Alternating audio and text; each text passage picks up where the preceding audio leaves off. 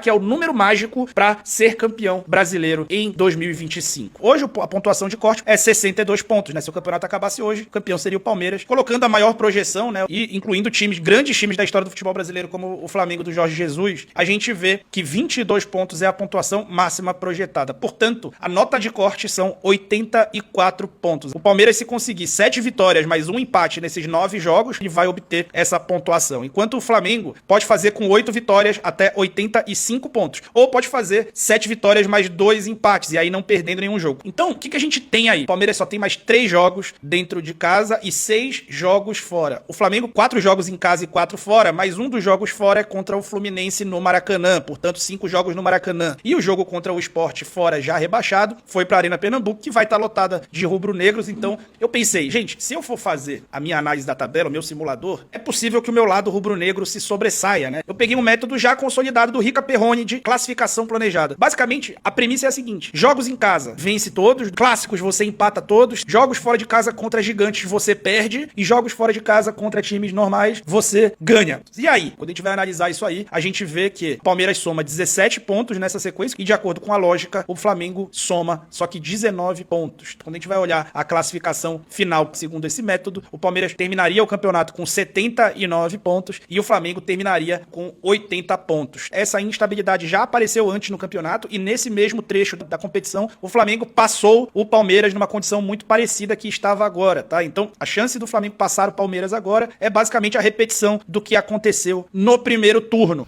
Então, eu queria trazer essa análise do Falso 9, porque ele fez essa análise não baseada nas suas próprias convicções, mas sim em métodos já utilizados. Então o Flamengo está mais vivo do que nunca no Campeonato Brasileiro, apesar da derrota contra o Fortaleza. Então, no vídeo de hoje a gente vai falar sobre esses números de Flamengo versus Fortaleza relacionados à renda, o porquê que o Flamengo é o trem pagador do futebol brasileiro.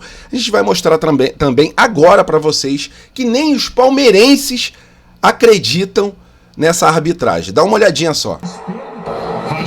Pelo que a gente viu, quê? a foi VAR? VAR do quê? Eu ia falar. Expulsões aí. Até o palmeirense admite. Foi muito mano. Tem nem que discutir, mano. É expulsão, mano. Pelo amor de Deus. Pô, Gustavo, que isso, Gustavo? Puta que pariu, mano. No começo do jogo, cara. Quase arrancou a canela. O cara ainda saiu do jogo.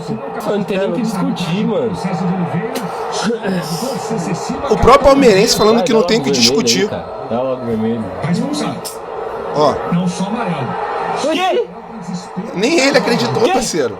Eu, sinceramente, nunca vi algo do tipo, né? Os próprios torcedores do Palmeiras admitindo que era realmente para vermelho. Não só ele, como vários torcedores do Palmeiras foram nas redes sociais e falaram, merecia o cartão vermelho. Só que algo tá muito estranho nesse Brasileirão, né? O erro só vai para um lado. E no vídeo de hoje a gente também vai mostrar para vocês a resposta do Gonzalo Plata em relação àquela foto que ele saiu na noite, né? Muitas críticas dos torcedores do Flamengo, e ele respondeu ao Papa e também a outros influencers rubro-negros. E o time já chegou na Argentina, infelizmente, né? Eu acho que todo mundo sabe daquele acidente com o ônibus na Dutra de torcedores do Flamengo que estavam indo à semifinal. 4 torcedores estão em estado grave. Essas e outras vocês encontram agora na Flageral TV. E, por favor, se puderem, deixe seu like e se inscrevam na Flageral. Vamos começar falando sobre a resposta do Gonzalo Plata relacionada àquela foto na noite carioca. Essa resposta aqui foi pro Gabriel Reis, tá? Paparazzo rubro-negro. Mas ele respondeu também para outros influenciadores. A resposta foi a seguinte: irmão, é sério que você está postando desse jeito sem mandar mensagem pra gente? Você, ao parecer, está indo contra. Eu acho que ele deu a entender isso, ele deve ter escrito errado, né?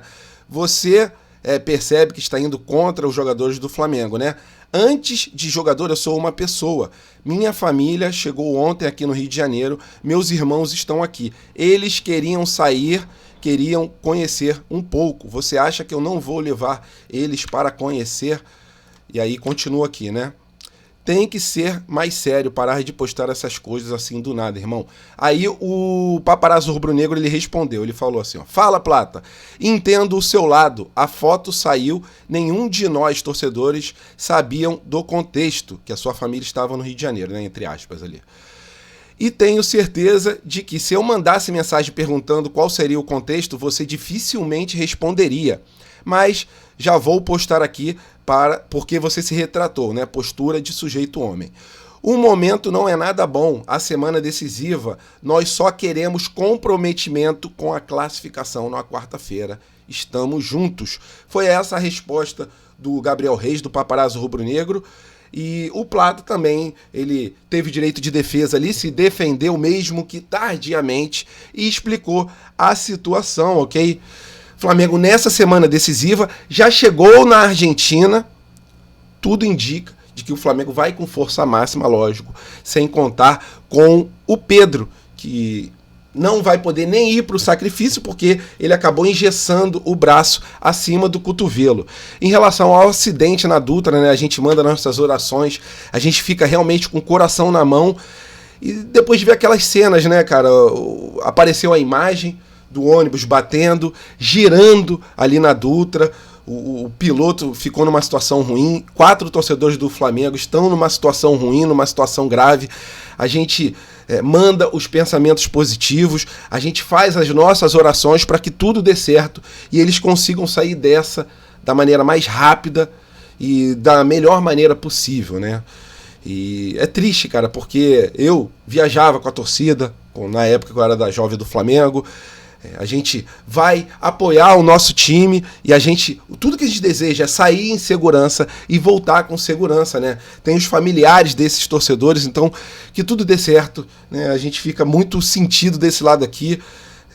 É complicado, cara, que a gente ama muito o nosso time e às vezes a gente aluga certos ônibus, não sei se é o caso, mas às vezes os ônibus não estão em perfeitas condições, né? Que a polícia apure o que aconteceu e que os torcedores, conforme eu já falei, eles consigam sair dessa situação da melhor forma possível, ok? Em relação ao Flamengo ser o trem pagador do futebol brasileiro, é inacreditável que ainda questionem o porquê que o Flamengo quer receber a mais do que os outros times. Os outros times exploram o Flamengo quando o Flamengo joga na casa deles, como foi o caso Flamengo versus Fortaleza. Preço médio do ingresso para torcedores do Flamengo, R$ 231. Preço médio de ingressos para torcedores do Fortaleza, R$ 23. Né? Praticamente 10 vezes mais em relação aos torcedores do Flamengo. A renda desse jogo, Fortaleza versus Flamengo, foi de R$ 2.700.000, mais ou menos, né? Os torcedores do Fortaleza, que estavam ali em 75% do público no estádio, foram responsáveis por quase 700 mil reais.